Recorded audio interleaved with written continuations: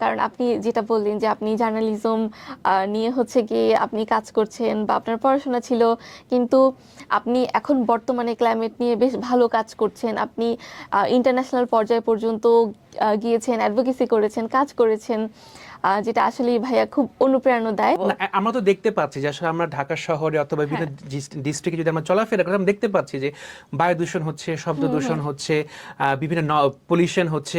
এর জন্য কে দায়ী? আপনি তো দায়ী। আমি আপনি দায়ী। তো সেই জায়গা থেকে আসলে মানে আমি আমার কাজটা করি না, যতটুকু ক্যাপাসিটি আমার আছে আমি আমার কাজটা করি না কেন? আপনি যেটা বললেন যে আসলে ইচ্ছা শক্তিটা কিন্তু সবচেয়ে বড় বিষয়।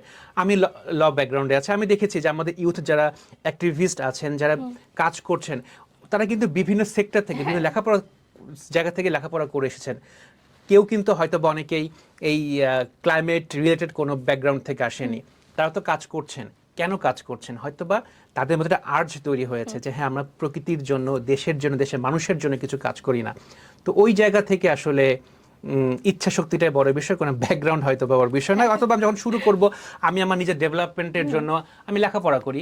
এখন তো অবারিত সুযোগ রয়েছে ইন্টারনেটে, আমি কিন্তু বিভিন্ন সার্চ দিলেই এই রিলেটেড বিভিন্ন টপিকস আমি পেয়ে যাচ্ছি, স্টাডি পেয়ে যাচ্ছি, সার্ভে পেয়ে যাচ্ছি। ওর সাথে আমি আমার যে মানে এক্সপিরিয়েন্স অথবা আমার কমিউনিটি কনটেক্সটে যে সমস্যাগুলো হচ্ছে, আমি অ্যালাইন করি না।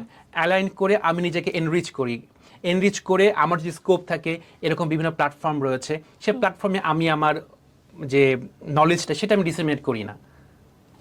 এর মাধ্যমে তো হয়তো বা একটা সোসাইটিতে কিছু অবদান রাখতে পারবে। তো সেই জায়গা থেকে ইচ্ছা শক্তিটা অত্যন্ত গুরুত্বপূর্ণ যে কোনো কাজ করার ক্ষেত্রে। ভবিষ্যৎ প্রজন্ম অথবা সামনে এটা নিয়ে আরও কাজ হবে, আরও কথাবার্তা হবে।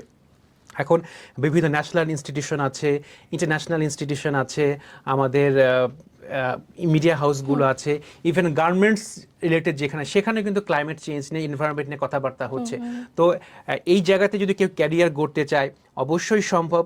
তাকে একটু মানে ওই যে একটু ব্যাকগ্রাউন্ড না থাকলেও, এনভায়রনমেন্টের ব্যাকগ্রাউন্ড না থাকলেও, সে যদি নিজে থেকে লেখাপড়া করে, অবশ্যই বাংলাদেশে অবারিত সুযোগ রয়েছে।